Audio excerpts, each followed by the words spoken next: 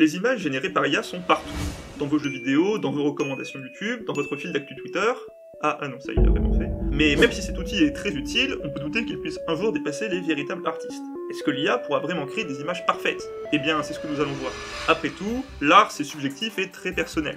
Il paraît complètement fou et finalement assez nihiliste de penser que ce qu'on trouve beau ou pas beau est en fait simplement décidé par des calculs mathématiques. Mais avant de pouvoir répondre à la question qui nous intéresse, il faut d'abord qu'on voit comment l'IA arrive à générer des images cohérentes en fait. En effet, c'est une tâche vraiment très complexe a priori. Imaginons qu'on veuille créer des images, je sais pas moi, de Patrick Balkany par exemple, eh bien on ne sait pas trop par où commencer. Bah oui, pour l'ordinateur c'est très compliqué de savoir que ça c'est une image de Patrick Balkany, et que ça pas du tout. Quoique... Enfin, pour être précis, on peut apprendre assez facilement à une IA à reconnaître les images de Patrick Balkany, mais faire comprendre à l'IA vraiment ce qui fait l'essence de ce cher patoche, pour qu'elle puisse en générer de nouvelles images qui n'existent pas déjà, c'est vraiment a priori très compliqué.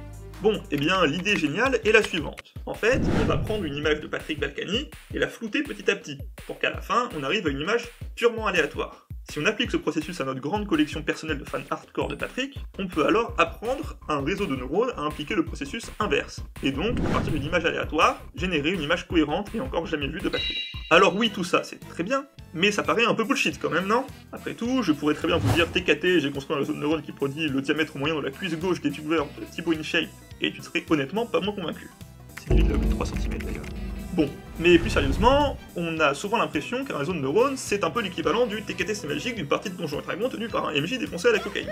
Mais en fait non, un réseau de neurones, ça ne peut pas apprendre n'importe quoi. Et il y a une vraie raison pour laquelle ce que je vous ai décrit juste avant marche. En fait, imaginons qu'une image ce soit un point en 2D. En réalité, il y a beaucoup plus de dimensions, mais disons ça pour simplifier.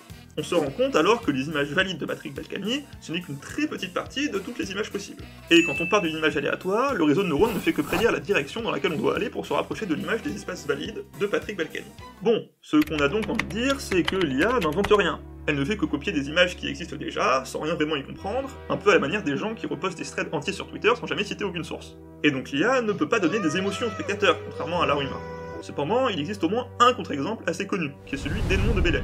Cette image a vraiment l'air d'avoir un certain côté artistique, avec le visage qui reste encore un peu flou, et je comprends vraiment que des gens aient pu ressentir des choses devant ce qui est en fait seulement le résultat de purs calculs mathématiques. En fait, je vais pour conclure vous donner mon avis personnel, mais n'hésitez pas à aussi donner le vôtre en commentaire, car c'est un sujet qui va devenir de plus en plus important avec le temps. Bon, ce que je pense, c'est en bref que techniquement, un singe qui écrit au hasard sur une machine à écrire a une chance d'écrire Harry Potter.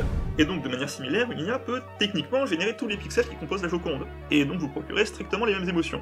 Mais si l'on reste honnête, ça reste pour l'instant plus une exception que la règle. Un coup de chance qui arrive rarement, et la majorité de Lady Art, comme on dit, et si on est assez honnête, dénué d'émotions. C'est juste que comme on a déjà éliminé toutes les images incohérentes, alors on augmente déjà pas mal nos chances d'avoir de belles images, mais avec la technologie actuelle, c'est encore loin d'être garanti d'y arriver à chaque génération. Si vous voulez par contre savoir ce qu'aucune IA, machine ou ordinateur ne pourra jamais faire, alors cette vidéo est faite pour vous. Cliquez.